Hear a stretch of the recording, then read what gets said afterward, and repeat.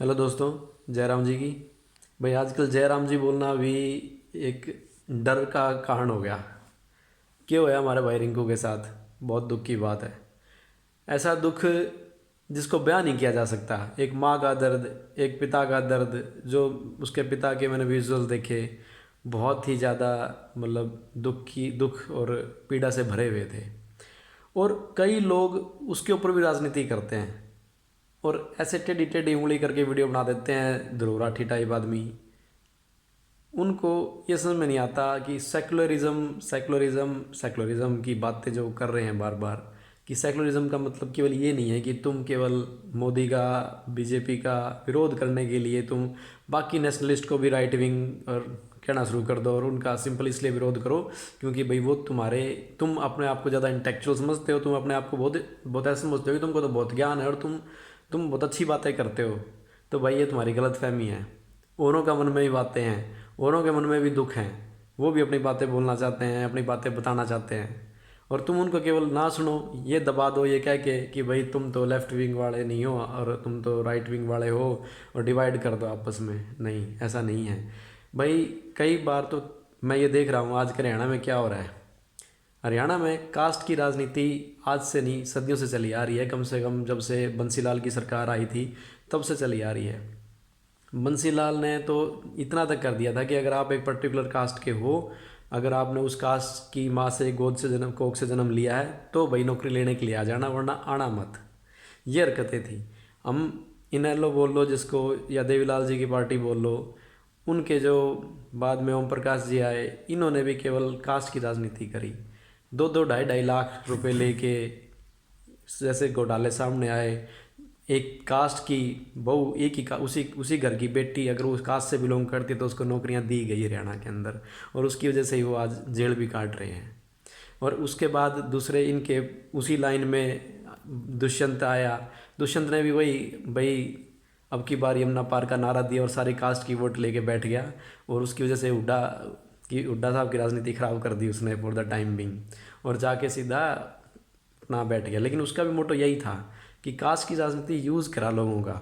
और ये जो पॉलिटिशियन हैं और हमारे भाई जितने भी बाकी कास्ट, जैसे राजकुमार सैनी साहब हैं, उन्होंने भी क्या किया, वो उन्होंने भी सैनियों को 35-1 का नारा दे के एक अपनी पॉलिटिक्स शुरू करनी चाहिए सबके सामने। इन सब का रूप सामने आ गया। इससे क्या प्रूव होता है? इससे प्रूव ये होता है कि जो ये नेता आपको, मेरे को और बाकियों को जो कास्ट के नाम पे बांट रहे हैं ना, ये केवल अपने आप मतलब सिद्ध करने के लिए बांट रहे हैं, और हम बार बार मूर्ख बनते जा रहे हैं। और जब तक हमें कास्ट की राजनीति करना बंद नहीं करेंगे, सब आपस में एक नहीं हो जाएंगे, तब तक अब हमें आगे जय श्री राम बोलने से भी डर लगेगा। क्योंकि जो दूसरे लोग हैं वो जब हमें मारेंगे तो वो ये नहीं देखेंगे कि आप किस कास्ट के हो, वो यही देखेंगे कि आप हिंदू हो। दैट इज़ बस उनके लिए वही इम्पोर्टेंट है। तो भाई उभरो, बाहर निकलो, कास्ट की राजनीति बंद करो, और जो नेता हैं उनका मूर्ख बनना जरूरी नहीं। हरियाणा जलाया, जाट आंदोलन हुआ, उसमें निर्दोष मारे गए, कई निर्दोषों के बच्चे भी जेल में गए। क्योंकि भाई कोई राजनेता तो कभी जेल जाता नहीं है।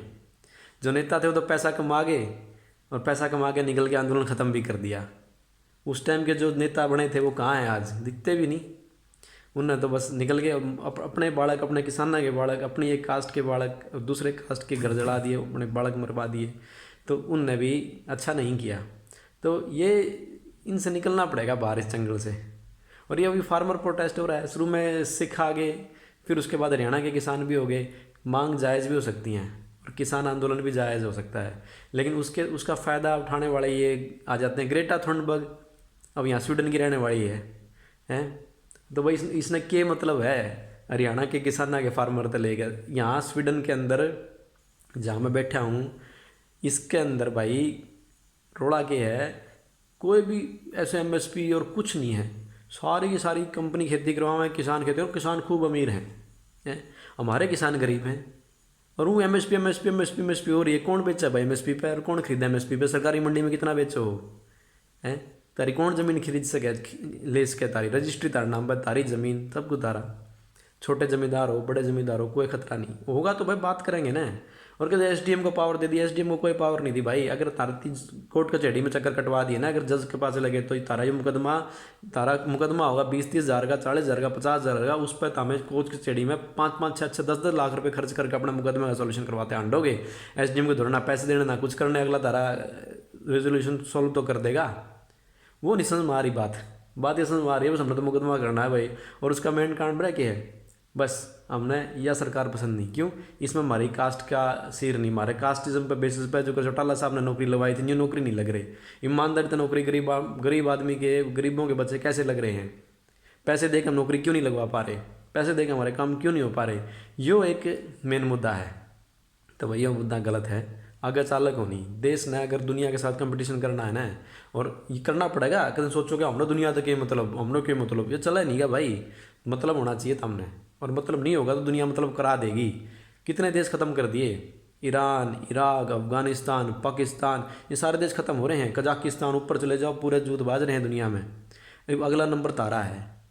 जब हम नहीं सुधरे तो दुनिया की नज़र तारा पे है तोड़ने खातर। एक बार कहना है ना तो हिंदुस्तान में तो बस दंगा हो रहा है, इनह्यूमन सरकार है, किसानों पे कर दिया, मारो हिंदुस्तान में, बम फोड़ो हिंदुस्तान में, कर देंगे।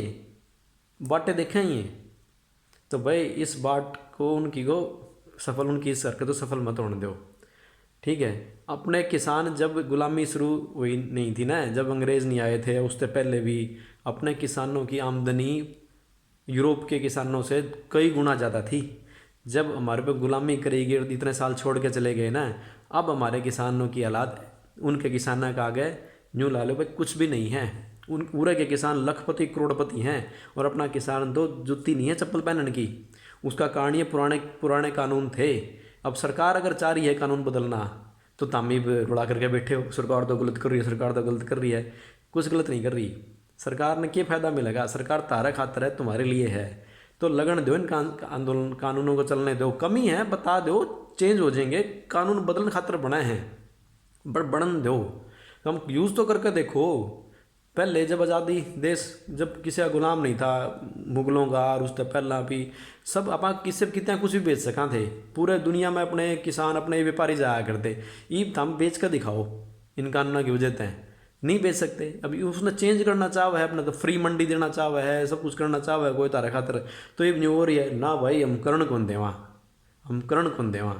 तो भाई ये गलत बात है, समझो बात ने। ठीक, और बात कानून की नहीं, इकट्ठे होकर रहो। ये जो रिंकू शर्मा गल्ला होया है ना, ये चीज़ किसी गल्ला भी हो सके है। राम मंदिर होया, सीए होया, और भाई मैं बिल्कुल सपोर्टर नहीं हूँ किसी का, पर मैं वो क्या नाम है उसका, राठे राठे छोरा जन टेढ़ी उंगली करके बात अपना इंटेलेक्चुअल समझा है ना, तो भाई वो सीधी बात करा, न्यूज़ समझाओ। उसने तो पूरी एनालिसिस करा के टॉपिक की, पर वह एनालिसिस भाई ठीक नहीं है। वह एनालिसिस किसी की दी हुई है, पढ़ाई हुई बात से मैं सारी दिल तक नहीं निकलती। मैं बात वह है जो दिल तक निकलो और अपना आम मानस ने फ़ायदा करें। मानस ने फ़ायदा को करोगा, सरकार तारी विरोधी है कि नहीं है? तो भाई अब टाइम ऐसा आ गया है कि सेकुलर कर के ना बस पिटोएगे। तो इसीलिए बाहर आ जाओ। हरियाणा के अंदर कुछ भी नहीं थे ये, ईवन की आबादी देख लो, मेवात नूर कितना जाकर दब का आबादी हो रही है।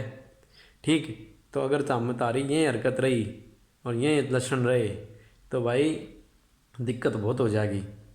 तो इस दिक्कत को सुलझाने का एक ही तरीका है कि संविधान के अंदर विश्वास बना के रखो, कानून को अपना काम करने दो, और अपनी एकता बना के रखो। किसी को यूँ नहीं ज़रूरी कि भाई डराना धमकाना ज़रूरी है सामने वाला तारी इज्जत करे, उसको पता हो कि तुम भाई स्ट्रांग हो, गलत तुम्हारे साथ करेगा तो तुम उसका जवाब दे सकते हो। किसी के लिए गलत करना, किसी के गरीब के साथ, चाहे किसी भी कास्ट रिलीजन का हो, वो तो गलत बात है। बट तारे अंदर स्ट्रांग होगी तो बस वह क्या करना है भाई, गरीब की बहू भाभी और ठाडे की बहू काकी हैं, तो ठाडे बनकर रहो, तो अपनी एकता दिखाओ।